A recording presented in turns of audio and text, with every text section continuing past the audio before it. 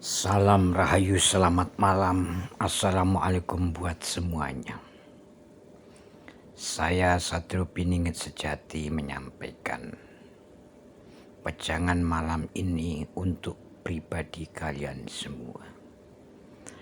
Bahwa sesungguhnya penempatan kesabaran yang ada di diri manusia itu ada 7 tempat yang harus kita pahami dan kita sosialisasikan dalam kehidupan sehari-hari jika bisa.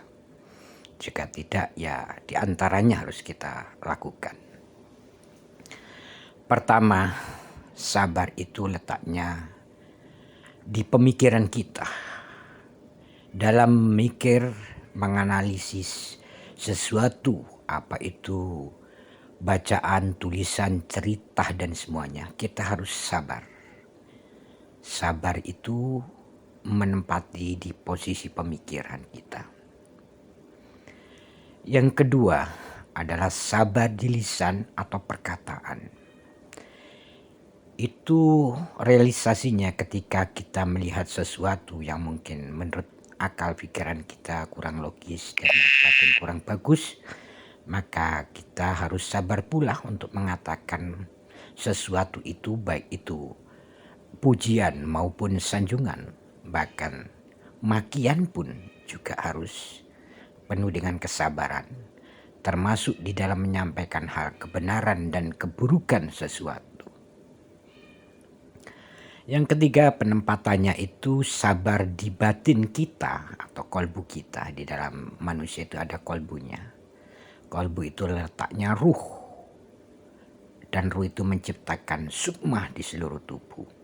Itu disabarkan dulu kolbunya, ya, batinnya. Ketika kita level ketiga sampai, maka kita tidak ada perasaan yang emosi dan sebagainya. Itu diantaranya sabar yang ketiga. Yang keempat itu sabar di nafsu kita. Itu ada nafsu makan, nafsu minum, nafsu ingin senang-senang dan sebagainya. Yang pada dasarnya sabar di tingkat nafsu itu nanti saya akan uraikan ada 7 penempatan juga nafsu itu. Ini sekedar pengertian sabar dulu ya, sabar tentang nafsu. Yang kelima itu adalah sabar perbuatan kita. Sabar perbuatan kita ketika kita memberikan mendengar sesuatu atau melihat sesuatu atau membaca sesuatu atau menulis sesuatu, kita tidak boleh gegabah dalam sesuatu penulisan itu. Harus melalui olah batin, olah pikir, olah lisan, dan diterapkan untuk diri kita sendiri dulu. Baru kita menulis sebuah komentar dan sebagainya.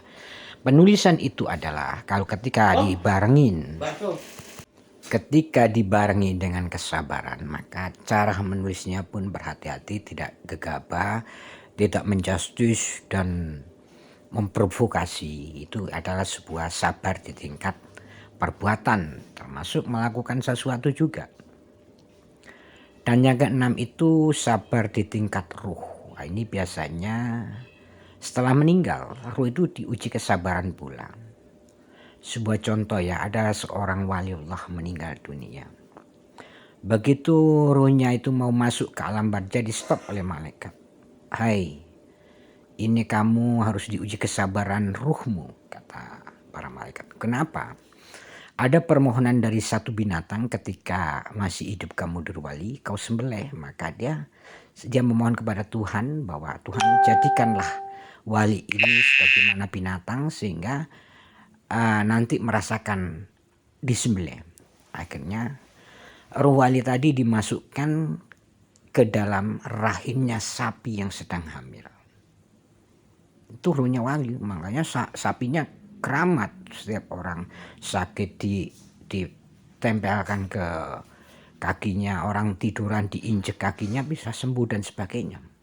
Itu sabar ruhnya, karena ruhnya pada saat hidup sebagai manusia dia dulu pernah menyembelih binatang yaitu sapi, sehingga akhirnya dituntut. Nah, yang ketujuh itu adalah sabar di tingkat cahaya. Nanti kan akan saya berikan wejangan selanjutnya.